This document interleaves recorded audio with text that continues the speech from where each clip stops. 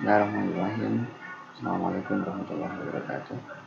Alhamdulillahirrahmanirrahim. Wa nasta'inu ala amri dunya wa dini. Salatu wassalamu ala asyrofil anbiya'i wal mursalin wa ala alihi wasallam. Pada pertemuan kali ini kita akan melanjutkan mengenai sejarah pemikiran Islam tapi dalam konteks modern. Pada minggu kemarin kita telah membahas mengenai sejarah pemikiran Islam dalam konsep pemikiran tradisionalis. Kita akan beralih pada bagaimana sejarah pemikiran Islam dalam perspektif kalangan modernis. Saya akan mengambil satu sampel mengenai tauhid. Bagaimana tauhid dalam konsep pemikiran kalangan modernis. Kita akan mulai dari bagaimana konsep dalam pemikiran tauhid itu. Ajaran Islam kita kenal bahwa Islam merupakan ajaran yang bermuara pada tauhid. Sehingga untuk membangun kembali peradaban Islam hanya dapat dilakukan melalui semangat ketauhidan. Tauhid dianggap tidak hanya sebagai pintu masuk dalam beragama, kan tetapi ia meliputi segala bentuk pandangan dunia Islam yang melandasi seluruh pengetahuan. Dalam konsep ini tidak ada perbedaan antara kalangan tradisionalis dengan kalangan modernis dalam memahami tauhid. Atas dasar ini, jadi konsep yang disepakati adalah mengenai semangat tauhid yang dijadikan sebagai satu sumber pengetahuan yang menjadi sesuatu yang niscaya terhadap seluruh umat Islam. Akan tetapi, hal yang mungkin berbeda dalam pandangan tradisionalis adalah konsep mengenai tauhid yang tidak hanya berkaitan dengan pernyataan keesaan Tuhan. Akan tetapi, pandangan atas tauhid lebih bernuansa ilmiah dan membumi sebagai pengembangan dari keyakinan tauhid di kalangan tradisionalis yang masih berdimensi keyakinan dan melangit. Tujuannya untuk menjadikan konsep teologis tidak hanya sekedar sebagai dogma keagamaan yang bersifat kosong tanpa makna, tetapi menjelma sebagai ilmu tentang perjuangan sosial, menjadikan keimanan berfungsi secara aktual sebagai landasan etik dan motivasi tindakan manusia. Karena itu teologi dianggap sebagai usaha untuk mentransformasikan nilai-nilai ketauhidan dalam pandangan tradisional yang bersifat teosentris menuju pandangan tauhid yang sifatnya antroposentris, yakni menganggap Tuhan yang berdimensi transendental menjadi ketuhanan yang bersifat horizontal. Dari teks menuju ke konteks, kemudian dari teori menuju tindakan, dan dari takdir yang dipahami sebagai hal-hal yang sifatnya dipaksakan berubah menjadi takdir yang bersifat bebas. Pemikiran ini setidaknya didasari oleh dua alasan. Pertama, kebutuhan adanya sebuah ideologi dan teologi yang jelas dan konkret di tengah pertarungan ideologi global. Kedua, perlunya bangunan teologi yang bukan hanya bersifat teoritik, namun juga praksis yang bisa melahirkan gerakan dalam sejarah. Kekurangan teologi klasik yang bersifat teosentris diatasi dengan dua cara. Pertama, melalui analisa kebahasaan. Bahasa dan istilah-istilah dalam teologi klasik yang merupakan warisan umat Islam terdahulu seolah-olah menjadi doktrin yang khas, yang sudah paten dan tidak bisa diganggu-gugat. Istilah-istilah dalam teologi sebenarnya tidak hanya mengarah kepada hal-hal yang transenden dan gaib, tetapi juga mengungkap tentang sifat-sifat dan metode keilmuan yang empirik rasional. Jadi hal-hal yang demikian ini kemudian diungkapkan kembali dalam reaktualisasi nilai-nilai kebahasaannya menjadi sesuatu yang lebih membumi kembali. Jadi hal-hal yang sifatnya sudah diketahui oleh umat Islam terdahulu mengenai konsep-konsep tauhid kemudian dilakukan pengembangan ulang terhadap konsep-konsep tersebut agar lebih relevan, agar lebih bisa difahami dalam sisi pengetahuan atau dalam relasi hubungan antara manusia dan manusia yang melambangkan hubungan mereka dengan Tuhan. Yang kedua, melalui analisa realitas sosial. Analisa ini diperlukan untuk mengetahui latar belakang historis sosiologis munculnya teologi di masa lalu dan bagaimana pengaruhnya bagi kehidupan masyarakat atau penganutnya. Selanjutnya, analisa realitas sosial digunakan untuk menentukan arah dan orientasi teologi kontemporer. Untuk mengimplementasikan dua tawaran tersebut, maka digunakan tiga metode berpikir. yakni dialektika, fenomenologi, dan hermeneutik. Dialektika adalah metode berpikir yang didasarkan pada asumsi bahwa proses perkembangan sejarah terjadi lewat konfrontasi dialektis saat tesis melahirkan antitesis dan selanjutnya melahirkan sintesis. Fenomenologi digunakan untuk menganalisis, memahami, dan memetakan realitas-realitas sosial, politik, ekonomi, realitas dunia Islam, dan realitas tantangan Barat yang di atasnya dibangun sebuah revolusi. Dengan metode ini, realitas Islam berbicara sendiri mengenai kondisi mereka. Islam adalah Islam yang harus dilihat dari kacamata Islam, bukan kacamata Barat. Sedangkan hermeneutik merupakan sebuah cara penafsiran terhadap teks dan simbol yang mensyaratkan adanya kemampuan untuk menafsirkan kondisi masa lalu yang tidak dialami, kemudian dibawa pada masa sekarang. Metode hermeneutik digunakan untuk membumikan gagasan teologi yang bersifat antroposentris, dari teks menuju konteks, dari langit menuju ke bumi, dan dari teori menuju ke praktik. Pada tataran ini, metodologi yang lahir dari internal Islam seperti metodologi akal dan nakal digunakan sebagai bagian dari pemahaman Islam atas dirinya sendiri.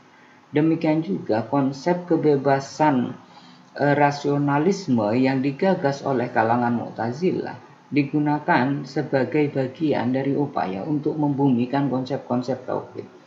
Tidak kalah pentingnya adalah penggunaan kaidah atau perangkat usulul fiqh sebagai alat analisa untuk mencari sebab musabab sebuah hukum. Dari sela-sela ilmu usul fiqh ini, pengetahuan mengenai masa lalu, masa kini, dan masa depan kaum muslimin dapat diketahui. Konsep teori yang bersumber dari konsep-konsep yang telah ada dalam Islam melahirkan 3 teori kesadaran. Yang pertama adalah kesadaran historis, untuk mengetahui validitas teks-teks historis melalui metode-metode transmisi seperti metode-metode yang dilakukan dalam kajian hadis. Kemudian yang kedua adalah kesadaran spekulatif untuk menginterpretasi teks-teks dan memahaminya sebagai analisis bahasa.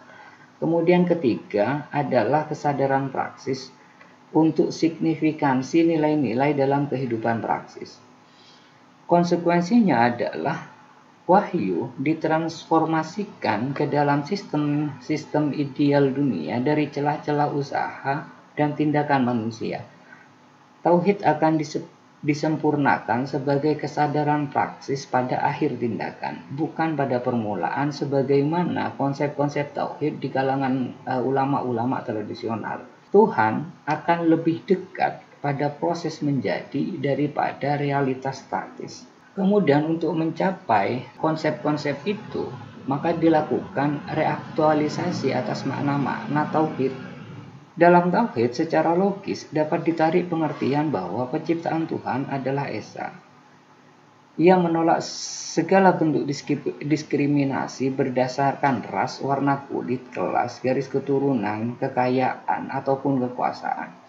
Ia menempatkan manusia dalam kesamaan. Ia juga menyatukan antara manusia dan alam, melengkapi penciptaan Tuhan. Keesaan Tuhan berarti keesaan kehidupan, yakni tidak ada pemisahan antara keduniawian dengan keagamaan.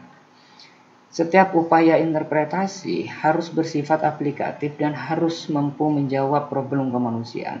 Maka dengan pemahaman semacam ini, gagasan-gagasan sentral Al-Quran dipahami dan diposisikan dalam wilayah antroposentris.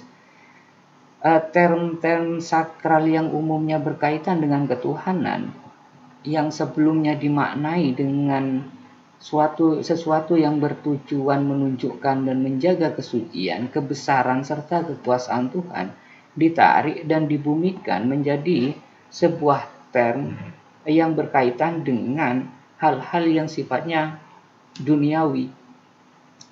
Karena itu, apa yang dimaksud tauhid bukan lagi konsep yang menegaskan tentang eksistensi dan keesaan Tuhan yang bersifat monoteis ataupun politeis, ataupun konsep-konsep lainnya, tetapi lebih merupakan kesatuan pribadi manusia yang jauh dari perilaku dualistik seperti sifat oportunistik misalnya, kemudian sifat-sifat munafik, kemudian sifat-sifat tercela yang lain.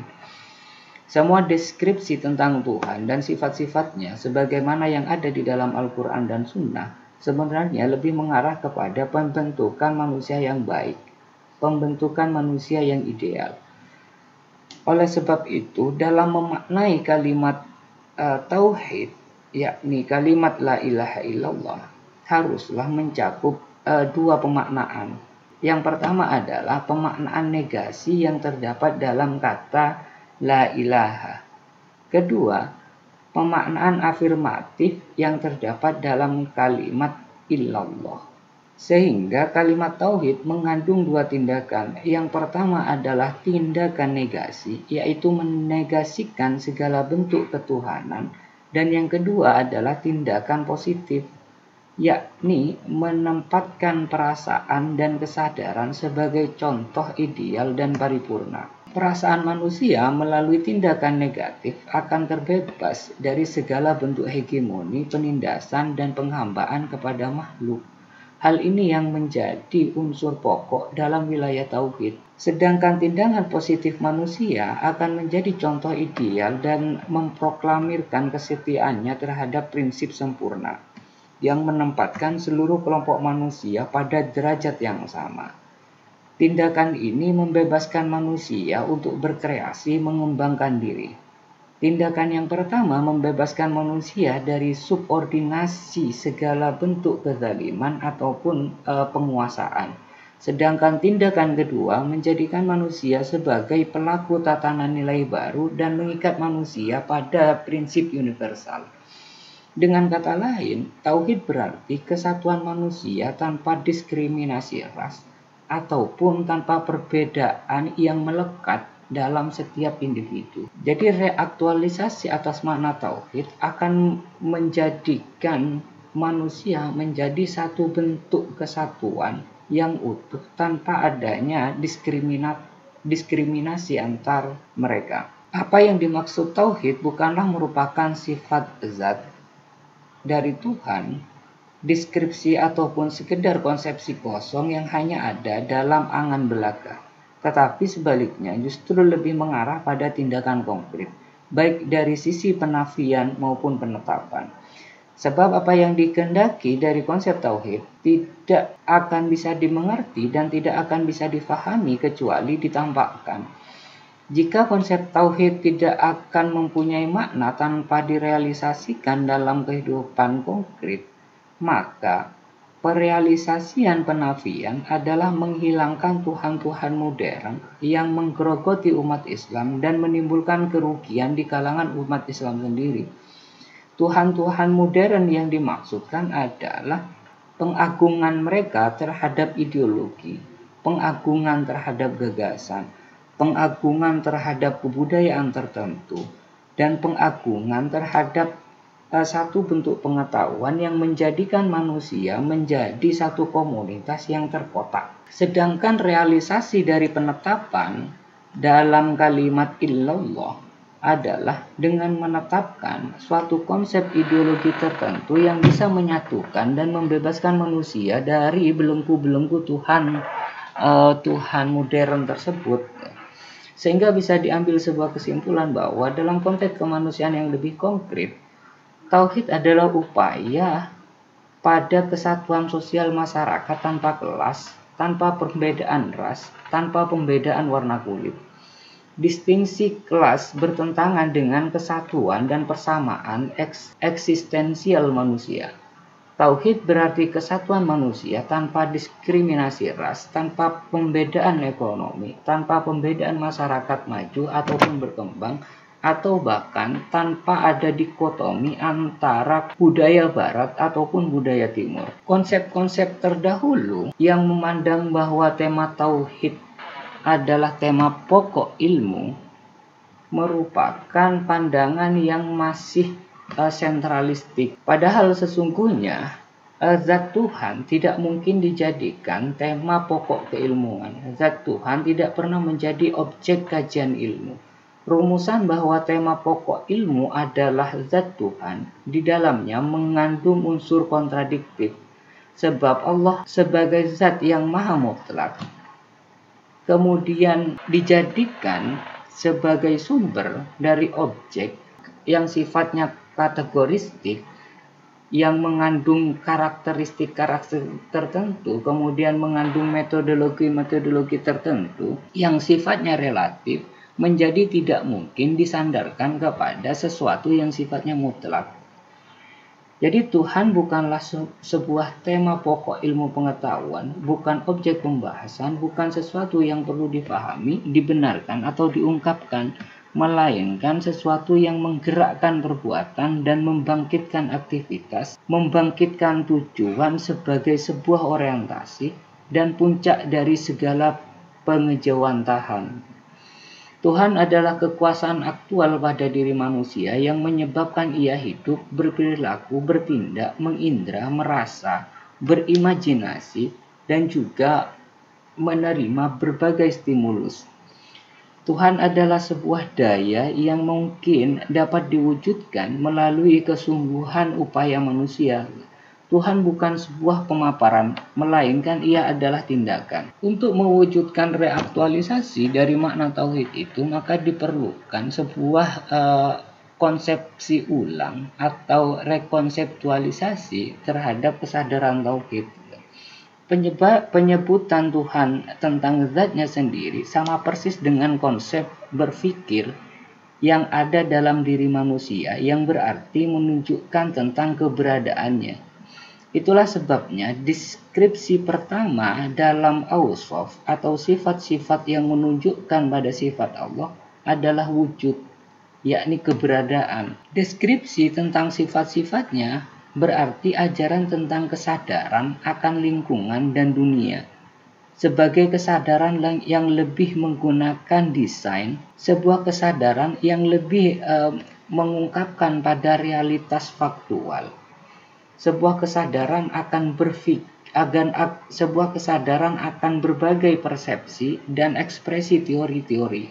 Jika pemahaman terhadap zat mengacu kepada kesadaran berpikir dan sifat mengacu kepada keberadaan, keduanya akan menjadi pelajaran langsung dari Tuhan kepada umat manusia agar mereka sadar akan dirinya sendiri dan sadar akan kondisi lingkungannya. Rekonstruksi dan reaktualisasi tauhid ini digagas agar tauhid dapat menjadikan pedoman umat Islam dan lebih cenderung tidak bersifat metafisis. Namun, tauhid lebih berorientasi pada realitas empirik kemanusiaan. Karena Tuhan dalam istilah Islam bukan hanya Tuhan langit, namun juga Tuhan bumi, sehingga berjuang membela dan mempertahankan tanah kaum muslimin dari penjajah atau penguasa zalim misalnya adalah sama persis dengan membela dan mempertahankan kekuasaan Tuhan. Hal yang sama juga adalah mempertahankan sinergitas alam, merupakan juga bagian dari membela dan mempertahankan kekuasaan Tuhan. Rekonseptualisasi tauhid dapat mengacu pada pemaknaan mengenai sifat-sifat Tuhan seperti wujud. Konsep wujud Tuhan tidak hanya menjelaskan wujud Tuhan, kemahaan dan kesucian Tuhan sebagaimana ditafsirkan oleh para teolog. Karena pada dasarnya Tuhan tidak butuh pensucian maupun pengakuan manusia. Karena tanpa pengakuan manusia pun Tuhan tetaplah Tuhan yang maha suci dengan segala sifat kesempurnaannya. Wujud juga menuntut kepada manusia untuk bisa menunjukkan eksistensi dirinya. Menunjukkan eksistensi dalam perilaku positif sudah mempunyai dalil jelas dalam sunnah. Misalnya dalam sebuah hadis disebutkan khairun nas anfa'uhum linnas. Sebaik-baiknya manusia adalah manusia yang bermanfaat bagi manusia yang lain. Salah satu cara menunjukkan eksistensi diri seperti tergambar dalam hadis tersebut bisa dilakukan dengan menunjukkan sikap saling tolong-menolong, sikap gotong royong, kemudian sikap penuh kepedulian kepada orang lain sehingga memberikan efek positif bagi kehidupan sosial kemasyarakatan. Hal demikian merupakan bentuk dari konsep wujud tadi. Kemudian konsep qidam misalnya. konsep kidam dapat kita arahkan pada pemaknaan terhadap pengalaman kesejarahan yang mengacu pada akar-akar keberadaan manusia di dalam sejarah. Kidam adalah modal pengalaman dan pengetahuan kesejarahan untuk digunakan dalam melihat realitas dan masa depan, sehingga bisa menghindarkan diri dari kesalahan taklid, kesesatan, dan kesalahan berpikir. Melihat kesejarahan umat Islam adalah penting dilakukan karena dalam sejarah Islam pernah menjadi satu komunitas yang sangat maju, satu komunitas yang hampir bisa menguasai sepertiga dari dunia dan sejajar dengan sejarah bangsa-bangsa lain. Begitu juga dengan konsep baqo misalnya. Konsep baqo yang diartikan sebagai kekekalan terhadap Tuhan, konsep ini juga bisa diarahkan kepada satu penjabaran mengenai tuntutan kepada manusia untuk tidak cepat rusak, yang dilakukan dengan cara melakukan tindakan-tindakan positif, konstruktif, dan progresif, baik dalam perbuatan ataupun dalam pemikiran. Begitu juga dengan tindakan-tindakan yang bisa merusak keseimbangan alam dan keseimbangan kehidupan manusia. Jadi tindakan-tindakan semacam itu jika dialihkan dalam terminologi baqo, maka tindakan-tindakan yang bisa merusak keseimbangan alam dan manusia harus dijauhi dan dihindarkan.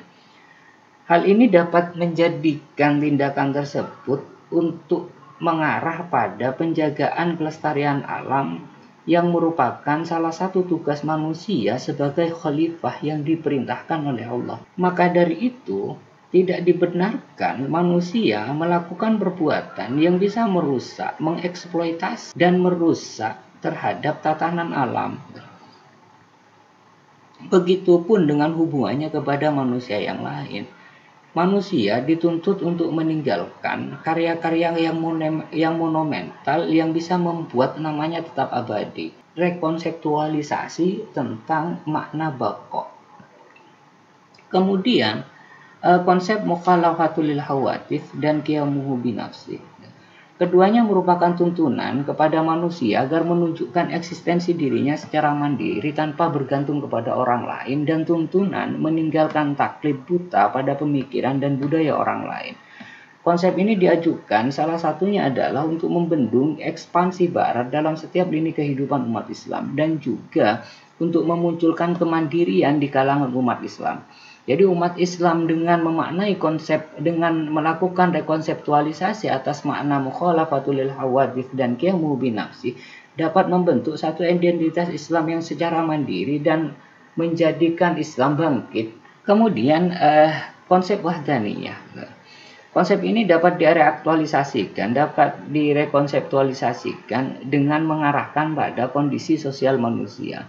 Wahdaniyah adalah tuntutan kepada manusia untuk tidak melakukan praktik-praktik diskriminasi, eksploitasi tanpa batas, kemudian intimidasi kepada manusia yang lain. Wahdaniyah merupakan ajaran tentang kesatuan manusia, kesetaraan manusia, keadilan umum, dan lain-lain. Tidak ada yang membedakan antara manusia yang satu dengan manusia yang lain kecuali ketakwaannya. Manusia dituntut untuk selalu menampilkan rasa kasih sayang baik kepada sesama mereka dalam satu agama ataupun kepada orang lain yang berbeda agama. Hal-hal mengenai konsep-konsep tauhid dalam konteks pemikiran modern ini sebenarnya mengacu pada apa yang disampaikan oleh Hasan Hanafi dalam dua kitabnya yang masyhur, yakni Minal Aqidah ila Taurah dan Dirasah Islamiyah. Jika teman-teman nanti ingin memperdalam itu, maka silakan merujuk pada dua kitab itu. Saya kira untuk penjelasan kali ini saya akhiri. Kita akan lanjutkan pada pertemuan berikutnya. Wallahu a'lam bishawab. Assalamualaikum warahmatullahi wabarakatuh.